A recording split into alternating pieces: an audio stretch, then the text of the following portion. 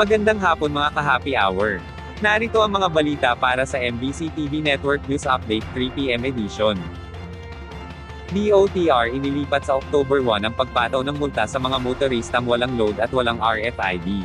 Iniurong ng Department of Transportation ang pagpapataw ng multa sa mga motoristang walang RFID stickers, ganun din sa walang sapat na load sa mga toll gates. Ayon kay Transportation Secretary Jaime Bautista, na imbes na sa August 31 ay inilipat na lamang nila ito sa darating na October 1. Dagdag pa ng kalihim na ang pagpapaliban ng pagpapatupad ng Joint Memorandum Circular No. 2024-001, ay para magkaroon ng mas maraming oras ang mga tollways na ipaalam sa mga tao ang bagong panuntunan. Umaasa ang kalihim na sa panibagong 30 araw na palugit ay magkakaroon na ng sapat na impormasyon ng publiko at mabigyan sila ng pagkakataon na makapag-comply.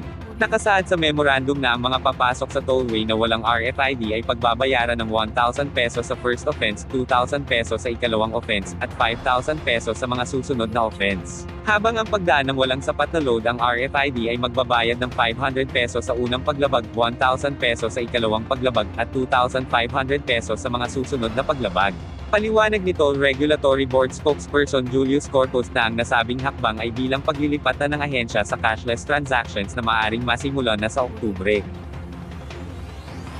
Samantala, Korte sa Timor-Leste, ibinasura ang extradition appeal ni ex-Congressman Arnie Teves. Bigo si dating Negros Oriental Congressman Arnie Teves na paboran ng gobyerno ng Timor-Leste na manatili sa kanilang bansa nang ibasura ng Court of Appeals ang kanyang apela na baligtarin ang desisyon sa kanyang extradition. Kinumpirma ito ng Department of Justice matapos sila tumanggap ng official update mula sa Prosecutor General ng Timor-Leste. Sinubukan niyang mag-apply ng political asylum, ngunit tinabla siya ng korte matapos paboran ang kahilingan ng Pilipinas na maibalik si Teves sa bansa. At yan ang mga balita para sa MBC TV Network News Update 3 PM edition. Abangan ang mga susunod na balitaan mamaya para sa 4 PM edition.